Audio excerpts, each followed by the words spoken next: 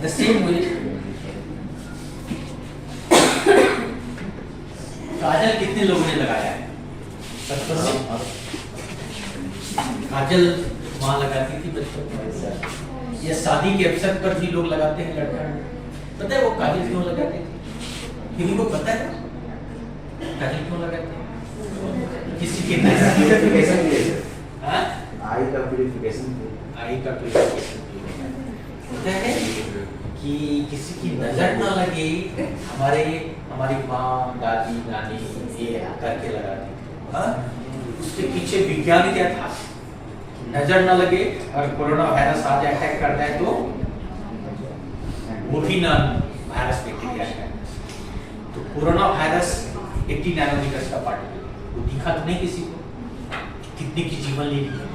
वो काजल के पीछे भी विज्ञान है।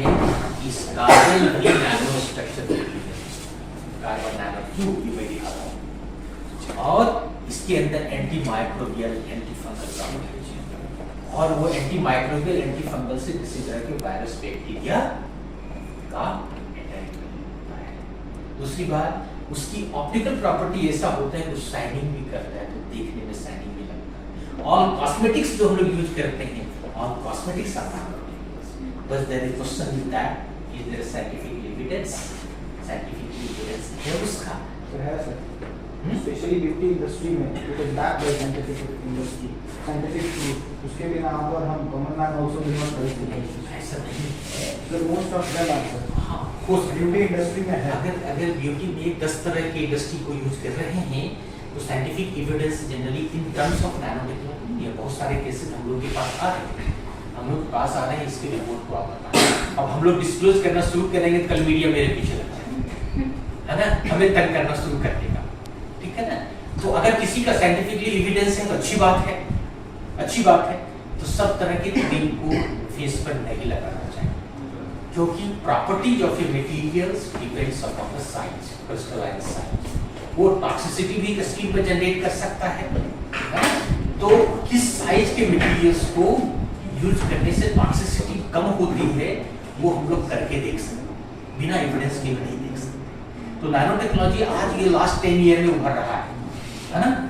तो पुराने जो काजल की बात हुई, क्या हजारों साल पहले हमारे भारत के साइंटिस्ट लोगों को, हमारे ऋषि मुनि को चीज पता था, लेकिन आज 21वीं शताब्दी में जब हमारे इक्विपमेंट्स आए, यूरोपियन कंट्री ने डेवलप किया, तो आज इस चीज को कह रहे हैं कि सूक्ष्म पार्टिकल ये बहुत छोटा क्रिस्टल इसके होते हैं।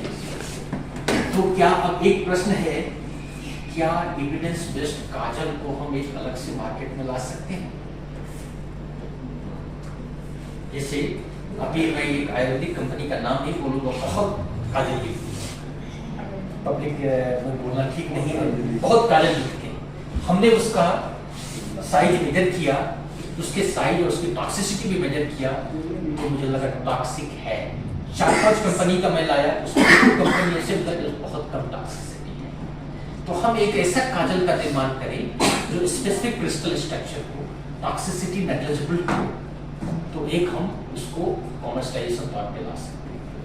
एक स्टार्टअप का बड़ा रूप हो सकता है। या उसके अंदर कहते हैं कि सिल्वर को हम लोग अभी एक काम कर रहे हैं, इसमें सिल्वर को थोड़े मिला के हम लोग एक नया कंपोजिट बनाने की कोशिश किया, है ना।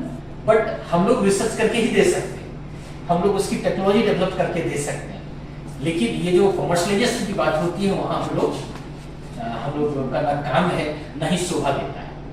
क्योंकि रियली मैं एक साइंटिस्ट हूँ, एक प्रोफेसर है ना, मैं आर्यभट्ट ज्ञान विश्वविद्यालय के ऊपर रजिस्ट्रार भी रहा हूँ।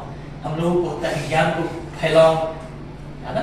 तो इस तरीके से आप एक इस तरह से साइंटिफिकली वेरीफाइड काजल को मार्केट में ला सकते हैं। अगर 10 कंपनियां बना रही है, हम भी 11वीं कंपनी हो सकते हैं, इस तरह से ला सकते हैं, जिसके पीछे हजारों साल का विज्ञान पड़ा हुआ है। तो कहा जाता है कि अभी किसी हम राष्ट्रपति महोदय या किसी का सुन रहा था कि जो हमारा एनिशिएंट विजडम है, उस एनिशिएंट विजडम के आधार पर हम प्रोडक्ट को, स्टार्टअप को लाए, तो भारत को हम एक विकसित भारत बना सकते हैं। हम वेस्टर्न कंट्री के आइडियाज को ना लें, हमारे इंडिया में जो आइडियाज हैं उस पर आधारित कुछ काम करें, राइट। उसी तरह हम लोग एक इंजीनियरिंग मटेरियल्स होता है आयरन ऑक्साइड, जिसको फेराइट्स बोलते हैं, ये लार्ज स्केल पर हम लोग यहाँ पर आते हैं आर्ट कॉलेज यूनिवर्सिटी में। कोलैबोरेशन हुई था IIT कानपुर, हमने इसका काम शुरू किया था प्रोफेसर HC वर्मा सर के साथ, जो दिखाऊंगा हम लोग के साथ काम की शुरुआत किया था। और इससे अभी हम लोग बहुत तरह के काम करते हैं, लेकिन सबसे बड़ा काम किया हूँ आपके CIMT के इंक्यूबेशन सेंटर के साथ हम लोगों ने एक हाइड्रोइलेक्ट्रिक सेल हम लोगों ने बनाया, वाटर के डालने से इलेक्ट्रिसिटी जनरेट होता है, शायद आप होंगे वहाँ। इस पर हम लोगों ने इंडस्ट्री एकेडमी ऑफ कॉन्क्लेव कराया था। हाँ, और ये जो हमारे ग्रुप पेटेंट है, ये प्रोफेसर RK कोटनाला है, CSIR के साइंटिस्ट हैं, और इस पर हम लोगों ने प्रोडक्ट को भी डेवलप किया है। कॉमर्शलाइजेशन के हम लोग ट्राई कर रहे हैं, फंडिंग्स में हम लोगों की प्रॉब्लम्स आती है ना, और उसके लिए हम लोग पूरी कोशिश कर रहे हैं। हम सर और यहाँ के डायरेक्टर्स भी सभी काफ़ी कोशिश कर रहे हैं इसको कैसे आगे बढ़ाया। ये हम लोगों ने प्रोटोटाइप डेवलप किया है ना। और ये और तीसरा, ये 2 प्रोडक्ट हम लोगों का, एक लैंप है और ये टॉर्च है।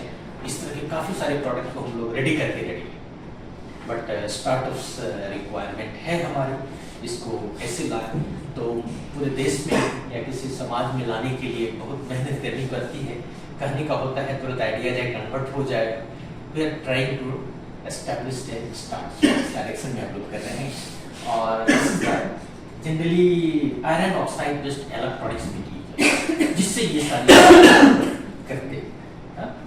अब ये मैं दिखा रहा हूँ एग्रीकल्चर फील्ड, धान का भूसा आप लोगों ने देखा है ना, उसको जो जला भी देते हैं, राइस हस्क, जिससे हम लोग सिलिका मटेरियल प्रचुर मात्रा में बहुत लो कॉस्ट टेक्निक से निकालते हैं। और इस सिलिका मटेरियल